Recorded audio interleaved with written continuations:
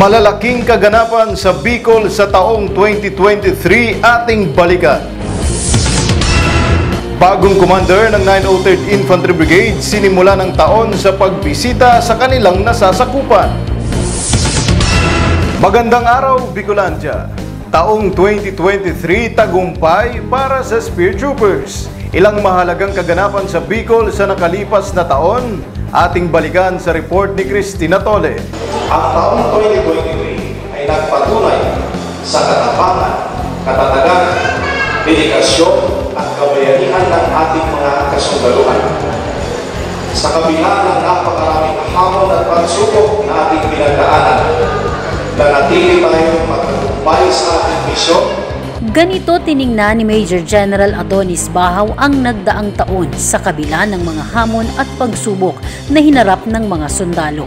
Bago pumasok ang taon ay pinasalamatan ng opisyal ang mga sundalo at Bicolano sa pagkakaisang makamit ang kapayapaan at kaunlaran sa Bicol, habang binalikan naman ito ang ilang malalaking kaganapan sa reyon na sumubok sa katatagan ng mga sundalo at nagpahina sa Communist Terrorist Group. Ang 19th Infantry Division ang siyang nangunguna sa combat accomplishment sa buong isla ng Luzon. Si Gil Absalon at ang kanyang pinsan na si Norville doon sa Masbate. Nakuha po ng ating mga kasundaluhan ang mga pumatay nito. Nakuha din po ang pumatay sa dalawang sundalo na namalengke lang sa may Akamaling Albay upang tulungan sana ang rescue or search and retrieval operations ng nag-crash na Cessna plane sa may bukana mismo ng programa yun. Kahit hindi na ilinaan sa pagbakan ay sumurender ang mga miyembro at nagkasuporta ng mga komunistang grupo at nasabsang ang napakaraming baril at mga papasabog. Nagkaroon mo tayo ng alert level 3 sa program ngayon. Ang ating task force sa BID na nandito ngayon ang mga kasundaluhan kasama ang iba't ibang ahensya ng pamahalaan ay tumulong. Sa huli, hinikayat ng Division Commander ang Spear Troopers at mamamayan sa sabay-sabay na pagsalubong sa taong 2024 na puno ng positibong pananaw at panibagong pag-asa. Kapayapaan para sa lahat, Cristina Tolle, Spear News.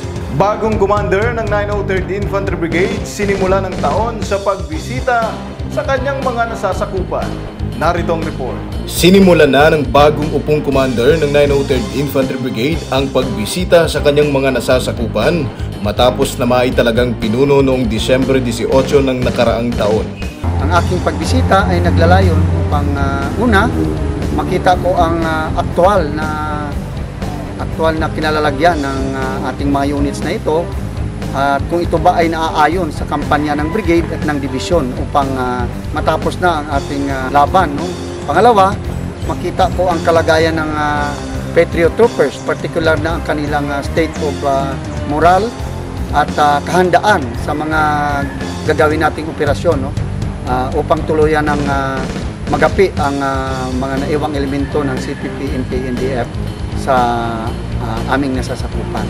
At pangatlo, makipagtulong, no, sa ating subordinate unit commanders upang isapinal o i-finalize, no, ang mga specific activities and operations na aming gagawin to finally end the local communist armed conflict sa parting ito ng ating bansa.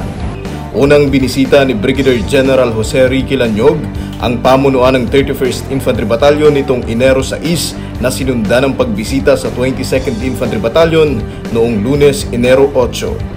Personal na tiningnan ng opisyal ang kalagayan ng mga sundalo sa mga line units, gayon din ang pagbibigay paalala sa mga ito ng kanilang mga ginagampanang tungkulin sa bayan. Sa kabila nito, hindi kinalimutan ng opisyal ang pagpapasalamat sa tropa sa kanilang buwis buhay na pagtupad sa misyon ng hukbong katihan. Kapayapaan para sa lahat. Jero Banania, Spear News. At yan ang mga balitang aming tinutukan. Para sa pagkakaisa, patuloy nating suportahan ang mga programang pangkapayapaan ng Philippine Army. Kapayapaan para sa lahat. Jero Banania, Spear News. Kung gusto niyo makatanggap ng mga balitang gaya nito, please like and share this video. And subscribe this YouTube channel.